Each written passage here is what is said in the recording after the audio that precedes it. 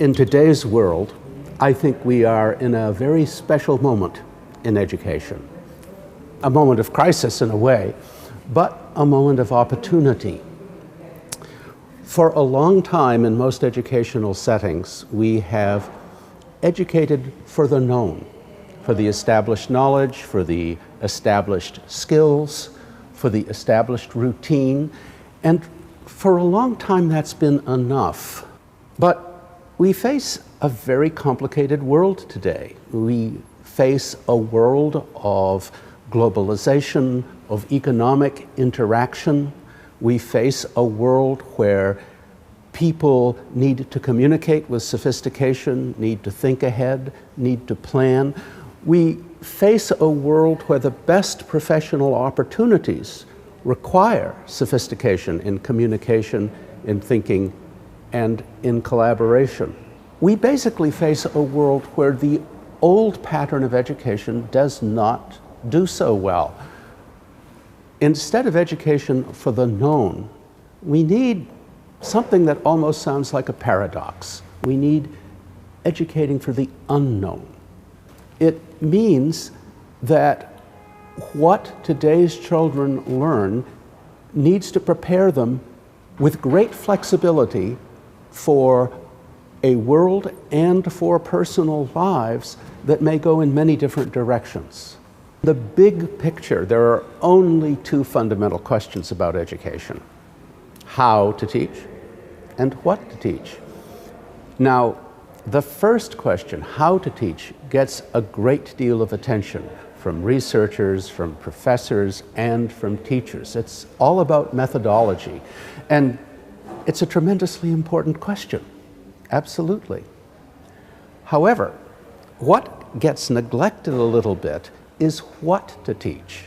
We teach more or less the same thing today that we did 10 years ago, or 20 years ago, or even 50 years ago, with a little bit of updating. The question we have to ask is, today, this topic, is it likely to play a significant role in the lives today's learners are likely to live? If you ask that question about a typical curriculum, here you might say yes, there you might say no.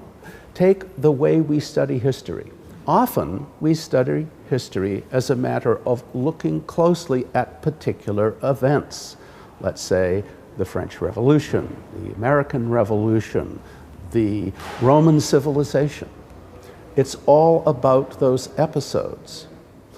Well, those specific episodes aren't going to come up again. They're past. But if the study of history is reframed so those episodes become lenses to look at the way the contemporary world works, to look at the way the world of the future works, or to look at other slices of history, then they're much more powerful. So one has, if you like, reframed the study of a particular to function much more broadly, and therefore it becomes much more meaningful in the lives learners are likely to live.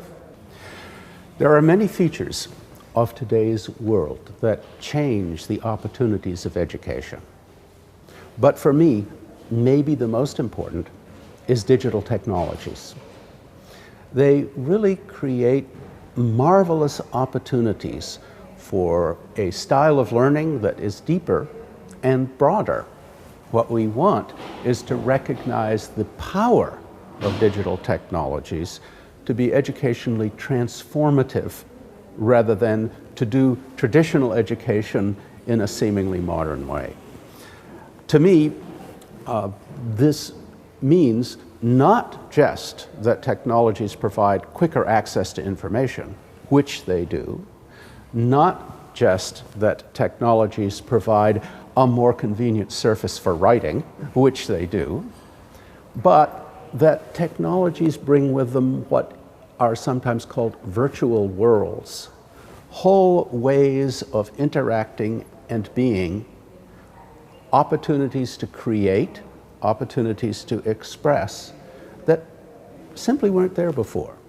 There are many ideas in science that are very hard to conceptualize, but technologies can provide ways of visualizing these and ways of exploring these concepts actively that are much clearer than a set of equations on a page and much sharper than whatever visualizations one can make without technological aids. What does relativity look like when you move near relativistic speeds?